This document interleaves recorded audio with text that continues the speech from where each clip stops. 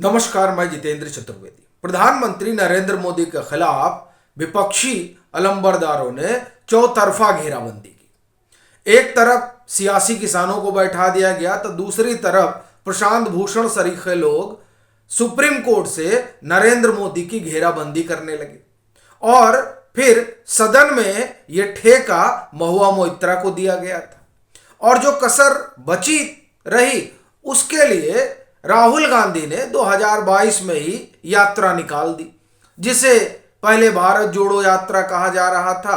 अब जो उसका दूसरा संस्करण है वो भारत जोड़ो न्याय यात्रा हो गया।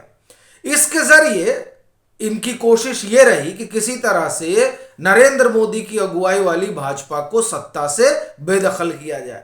और अगर बेदखली करना मुश्किल है, क्योंकि तकरीबन 200 सीटें तो सीधे सीधे ऐसी हैं जहां पर भाजपा ने 50% से ज्यादा मत हासिल किए हैं, तो स्वाभाविक है कि वहां भाजपा को हरा पाना तो टेढ़ी खीर है। तो यानी भाजपा को हराया तो नहीं जा सकता है, यानी सत्ता से बाहर तो नहीं किया जा सकता है, लेकिन नरेंद्र मोदी को तो हटाया जा सकता है। तो नरेंद्र मोदी को हटाने के लिए इन लोगों ने योजना बनाई कि किसी तरीके से सीटें कम कर दी जाए, यानी भाजपा पूर्ण बहुमत में ना आ पाए। उसके लिए ये तमाम आप ये कहें कि मोर्चेबंदी शुरू हुई और ये कोशिश चली कि साहब नरेंद्र मोदी को प्रधानमंत्री नहीं बनने देना, भाजपा सरकार बनाती है बनाए, लेकिन नरेंद्र मोदी प्रधानमंत्री ना बने, क्योंकि अगर नरेंद्र मोदी प्रधानमंत्री बन गए तो जो भ्रष्टाचार का और परिवारवाद का दुष्चक्र है उसको वो तोड़ने में लगे हुए हैं और अब की बार आएंगे तो कोई बचेगा नहीं। तो इसलिए पूरी तैयारी इस बात की रही कि किसी तरीके से इनको जो है दूर रखा जाए और इनको जो है प्रधानमंत्री न बनने दिया जाए।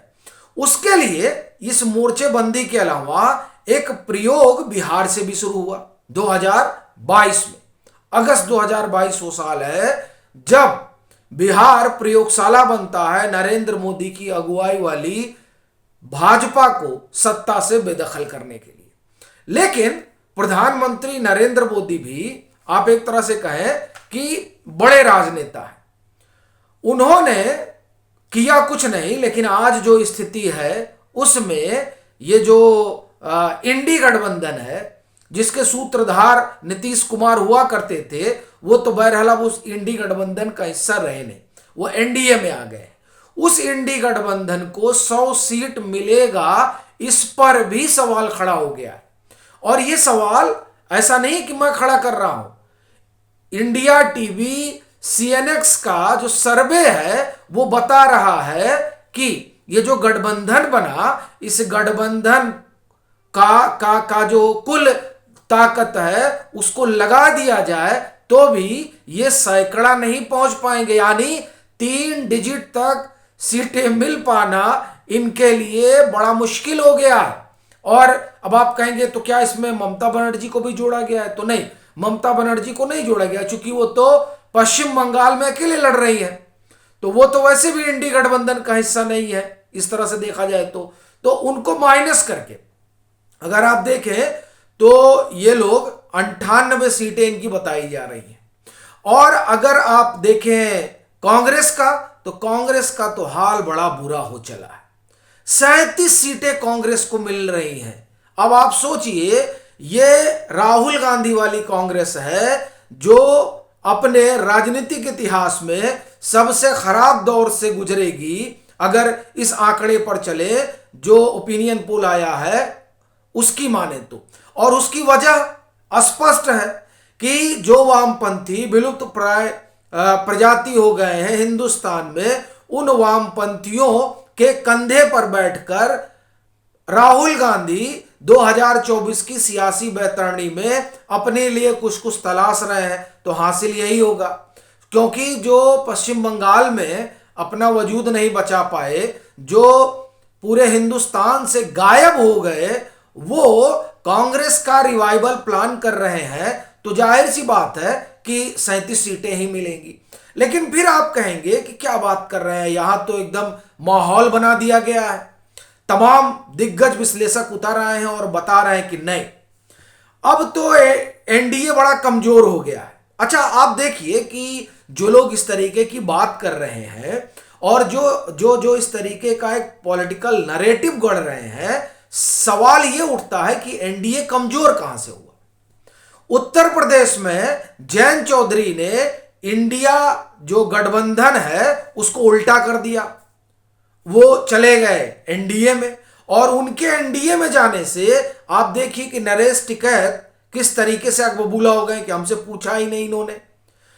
मसला पूछने और नहीं पूछने का नहीं है, मसला यह है कि जो सियासी किसान विमर्श गढ़ रहे थे नरेंद्र मोदी के खिलाफ, उस विमर्श को सबसे बड़ा झटका लगा है जयंत चौधरी के एनडीए में आने से। तो अब वो लोग हड़बड़ाए और घबराए हुए हैं। उत्तर प्रदेश में कुछ है नहीं। आप देखिए उड़ीसा से खबर क्या आ रही है कि भाजपा और बीजू जनता दल का गठबंधन होने जा रहा है, जिसमें जो जो 20 सीटें वहां लोकसभा की, उसमें 14 पर संभवतः भाजपा लड़ेगी और बाकी जो सीटें हैं उस पर बीजू जनता दल लड़ेगी। लेकिन जो विधानसभा का चुनाव होगा उसमें ज्यादा सीटों पर बीजू जनता दल लड़ेगी। कहना अपना यह है कि जिस उड़ीसा में माना जा रहा था कि भाजपा की सीटें घटने जा रही हैं, उस उड़ीसा में भाजपा ने डेडली कॉम्बिनेशन कर लिया। यानी पिछली बार वहां भाजपा को 10 सीटें थी, इस बार वहां एनडीए के पास 20 सीटें होंगी। लीजिए, अब आप कैसे कह रहे हैं कि एनडीए कमजोर हो रहा है। आंध्र प्रदेश, जिस आंध्र प्रदेश में 2019 में भाजपा के पास एक भी सीटें नहीं थी, वहां भाजपा टीडीपी यानी तेलुगु देशम पार्टी और जनसेना के साथ गठजोड़ करने जा रही, इस तरह की चर्चाएं हैं। इसका मतलब यह हुआ कि वहां भी 10-12 सीट झटक लेगी जो उनका एनडीए है। तो इस हिसाब से आप देखिए तो 10 आप उड़ीसा के ले लीजिए और 10 आप ले लीजिए आंध्र प्रदेश की, जो एड ऑन हो गया भाजपा के गठबंधन में, तो 20 सीटें ऐसे ही हो गई। फिर आप चले आइए कर्नाटक में। कर्नाटक में सर्वे भी बता रहा है कि 22 के आसपास ये लोग पा सकते हैं, और वैसे भी कर्नाटक में लोकसभा चुनाव में भाजपा का प्रदर्शन नरेंद्र मोदी एरा के पहले भी अच्छा ही रहा है, और नरेंद्र मोदी के आने के बाद से तो और अच्छा हो गया है। तो जिस दक्षिण में 2019 में भाजपा ने सिर्फ 29 सीटें हासिल की थी, उस दक्षिण में 130-32 सीटों में से 129 हासिल, माफ करिए 29 सीटें हासिल की थी भाजपा ने।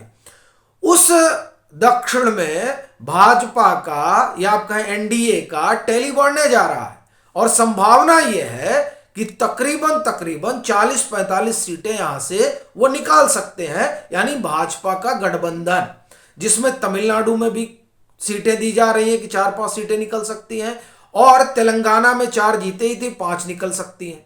तो आप इस तरह से देखिए, तो अगर मोटा आंकड़ा लीजिए तो 5 तेलंगाना, 5 तमिलनाडु, 10, और फिर आप 10 ले लीजिए एनडीए गठबंधन का आंध्र प्रदेश में, ये हो गया 20, और फिर आप जोड़ लीजिए कर्नाटक का, तो 42-45 सीटें तो ऐसे ही हो जा रही है एनडीए की।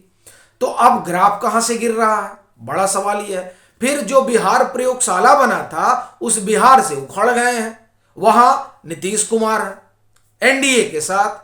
अब वहां ठीक है सीटें कम होंगी, लेकिन ऐसा तो है नहीं कि 39 से जो है 20 पर जा रहे हैं। 39 से 30 हो सकती है, 35 हो सकती है, हम 30 मानकर चले, और 10 दे रहे हैं महागठबंधन को। 30 सीटें यहां, यानी आप देखिए कि 9 सीटें कम हुई। लेकिन आप दक्षिण में देखिए क्या हो गया। दक्षिण में आप देखें तो 12 से 14 सीटें बढ़ गई। उसके बाद में उड़ीसा में जहां 10 सीटें थी, वहां अब एनडीए के पास 10 सीटें और हो गई। तो यानी 10, 11, 12 जो है वो दक्षिण में बढ़ गई, और उड़ीसा में 10 सीटें बढ़ गई। पश्चिम बंगाल आप चले जाइए, पश्चिम बंगाल में जहां भाजपा 18 थी, वहां पर यह माना जा रहा है कि इस बार भाजपा 25 सीट तक जीत सकती, यानी 7-8 सीटें वहां बढ़ गई। तो अगर बिहार में 4, 5, 6 सीटें कम हो रही हैं, तो आप देखिए पश्चिम बंगाल में, उड़ीसा में और दक्षिण में सीटें बढ़ रही हैं। तो इस तरह से अगर आप देखें तो पाएंगे कि भाजपा, जो कहा जा रहा है कि बिहार में सीटें कम होंगी, कहा जा रहा है महाराष्ट्र में भी सीटें कम होंगी, तो हम महाराष्ट्र में भी सीटें कम कर ले रहे हैं। 41 सीटें गठबंधन के पास थी और मुझे लग रहा है 24 या 25 सीटें जो है वो भाजपा के पास थी। इस बार भाजपा महाराष्ट्र में 32 पे लड़ रही है। तो जो कमी महाराष्ट्र और बिहार में होने की संभावना बताई जा रही है गठबंधन की सीटों में, उसे भाजपा पूरा कर चुकी है और उसे 3 गुना ज्यादा ला रही है। यानी अगर आप यहां मान लीजिए कि 30 सीटें आती हैं महाराष्ट्र में, तो 30 सीटें आती है तो यानी 11 का नुकसान हुआ भाजपा को, 11 या 12 का नुकसान हुआ यहां भाजपा को। और तो 41 थी, तो 41 गठबंधन के पास थी यानी एनडीए के पास। अब अगर आप मान लीजिए कि इस बार वो 30 ही पाते हैं तो एक तरह से गठबंधन को 11 का नुकसान हुआ। कहना यह है कि ये जो पूरा गुड़ा भाग बताया जा रहा है उसमें ये जो तस्वीर है, इस तस्वीर को ठीक ठीक से उकेर कर नहीं रखा जा रहा है। अभी जो तमाम चीजें दिखाई दे रही हैं उससे एक बात स्पष्ट है कि भाजपा ने जो 400 का अपना आंकड़ा रखा है वो उसकी तरफ तो बढ़ ही चली है और हो सकता है कि अकेले ही वो इस आंकड़े तक पहुंच जाए, एक। और दूसरा, जिस तरह की परिस्थितियां हैं उसमें यह लग रहा है कि 100 सीट भी इंडी गठबंधन के लिए मुश्किल हो गया है। आपकी अपनी क्या राय है जरूर साझा करें। मतांतर से नहीं जुड़े हैं तो जुड़े, वीडियो को लाइक करें और खूब शेयर करें।